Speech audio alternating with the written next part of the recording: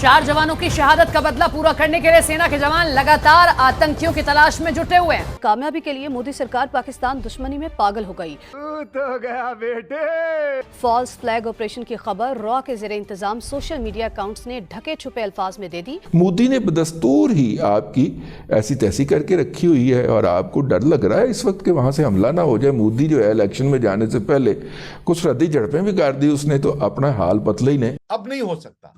जो भी किया है उसको इसका करारा जवाब मिलेगा कि जितनी हद तक आप फोर्स चाहते हो, अगर आप इसको लो स्केल इंटेंसिटी रखना चाहते हो, हम इसको लो स्केल इंटेंसिटी में जवाब देंगे। आपने कहा पाकिस्तान को क्या जवाब देना चाहिए। पाकिस्तान में क़यादत का संगीन बहरान है। पाकिस्तान की खारजा पॉलिसी गायब है। बाहर कोई हमारी हैसियत है ना औकात है।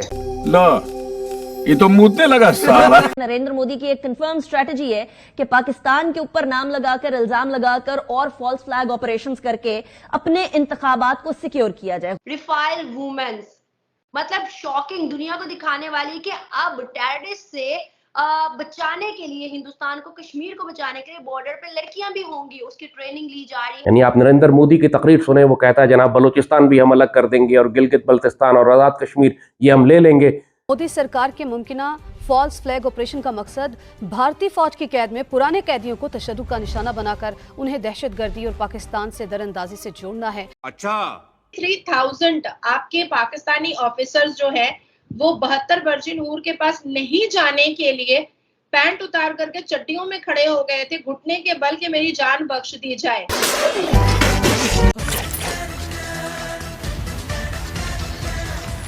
नमस्कार, जय हिंद दोस्तों। जम्मू कश्मीर के अनंतनाग जिले में 2 दिनों से सेना और आतंकियों के बीच संघर्ष जारी है। इससे पहले बुधवार को सेना और आतंकियों के बीच हुई मुठभेड़ में सेना के 3 जवान शहीद हो गए। इस घटना ने पूरे देश को हिलाकर रख दिया। लोग आतंकवाद को जड़ से खत्म करने की मांग कर रहे हैं। इसी के साथ ही पाकिस्तान को सबक सिखाने की मांग कर रहे हैं। इसी बीच एक पाकिस्तानी पत्रकार ने अपने ही देश को खरी खोटी सुना दी है। इस आतंकी हमले की जिम्मेदारी पाकिस्तानी स्थित लश्कर-ए-तैयबा TRF ने ली है। घटना से पूरे देश में गम और गुस्सा देखा जा रहा है। पाकिस्तान के खिलाफ नारेबाजी की जा रही है। भारतीय सेना भी आतंकियों को घेरने के लिए फुल प्रूफ प्लान के साथ घाटी में उतरी है। खबर है कि हमले से जुड़े लश्कर के दोनों आतंकियों को घेर लिया गया है। किसी भी वक्त ऑपरेशन खत्म हो सकता है। अनंतनाग एनकाउंटर से पाकिस्तान भी घबरा गया है। एयर स्ट्राइक के खौफ में पाकिस्तान परेशान देखा जा रहा है। खुफिया एजेंसियों के हवाले से खबर है कि पाकिस्तान अधिकृत कश्मीर POK में सक्रिय टेरर कैंपों में से कुछ कैंपों को पीछे की तरफ किया जा रहा है। सूत्रों ने बताया कि इन टेरर कैंपों को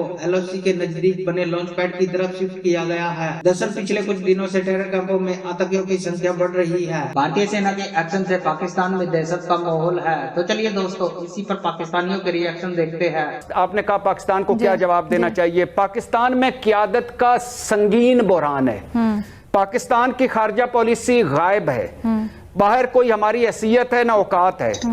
ये चंद दिनों की मुजम्मतों की बजाय कौम को सच बताएं खुदा के लिए कि अब हम क्या कर सकते हैं।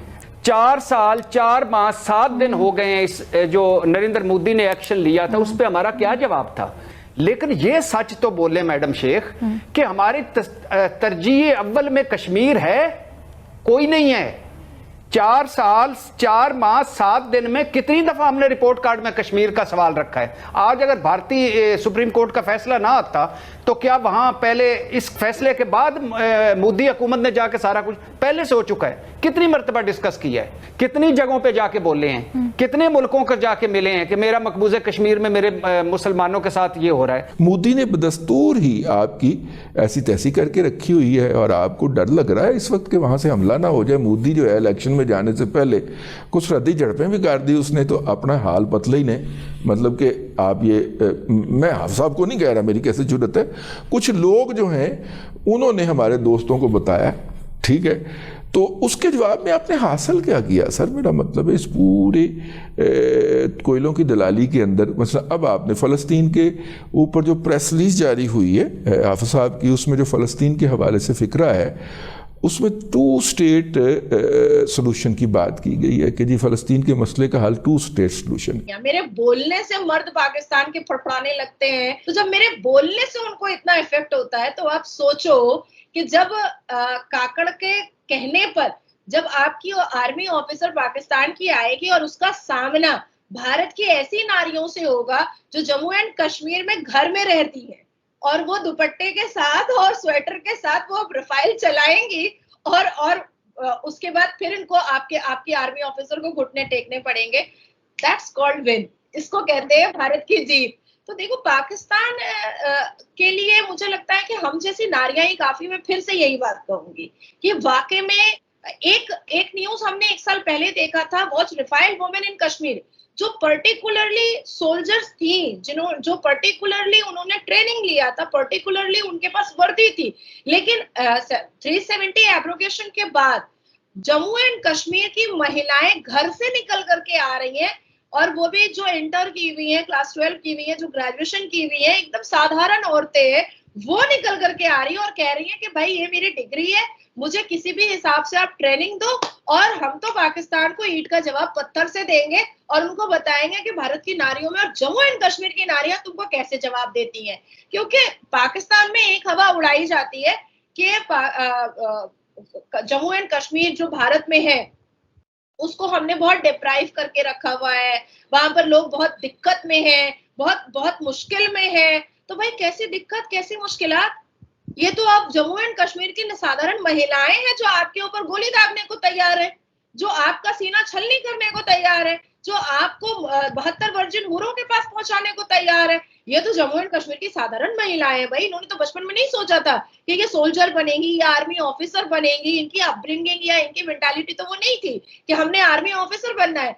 अब कहीं जाकर के इनकी डिग्रियों के हिसाब से इनको ग्रुप में डाल करके इनको सिखाया जा रहा है। और ये क्यों तैयार हो रही है? ये पाकिस्तान को जवाब देने के लिए तैयार हो रही है कि आपके पाकिस्तान में जो युवा जो रोड पर चल रहे होते, जो इतनी अभद्र बातें करते हैं कि भारत के लोग भारत के जम्मू एंड कश्मीर में बहुत अत्याचार करते हैं, तो लो भैया जम्मू एंड कश्मीर की साधारण महिलाएं अब आपकी छाती में गोलियां दागेंगी, आपको 72 वर्जिन हूरों के पास पहुंचाएंगी। अब बोलिए, जवाब दीजिए। तो ये जो भी लोग हैं जो कश्मीर में ये सोच रहे हैं कि हम इधर फोर्स करके उधर फोर्स करके और सरकारों को झुका लेंगे, बदनाम कर लेंगे, नहीं होगा, अब नहीं हो सकता। जो भी किया है उसको इसका करारा जवाब मिलेगा कि जितनी हद तक आप फोर्स चाहते हो, अगर आप इसको लो स्केल इंटेंसिटी रखना चाहते हो, हम इसको लो स्केल इंटेंसिटी में जवाब देंगे। लेकिन यह है कि आपको ये बात आज नहीं तो कल ये समझनी पड़ेगी। ये मैं टेररिस्टों को कह रहा हूं कि ये रास्ता जो आपने चुना है वो आपको कोई हल नहीं देगा, सिवाय अगर आप मरना चाहते हो एक दिन में 2-3 लोगों को मार करके, तो मर जाओ। खुफिया सूत्रों के मुताबिक एलओसी के पास पाकिस्तानी सेना के कैंप के नजदीक कुछ टेरर कैंप को शिफ्ट किया जाने की जानकारी मिल रही है। जानकारों का कहना है कि पाकिस्तानी सेना के आतंकी कैंपों को शिफ्ट किए जाने के पीछे की सबसे बड़ी वजह यह है कि उन्हें भारतीय सेना की कार्रवाई से बचना है। शिफ्ट हुए टेरर कैंपों में से कुछ शिविर ऐसे हैं जो एलओसी से महज कुछ किलोमीटर की दूरी पर है। तो दोस्तों ये थी आज की वीडियो, फिर मिलते हैं एक नई वीडियो और एक नए टॉपिक के साथ। तब तक के लिए जय हिंद, भारत माता की जय।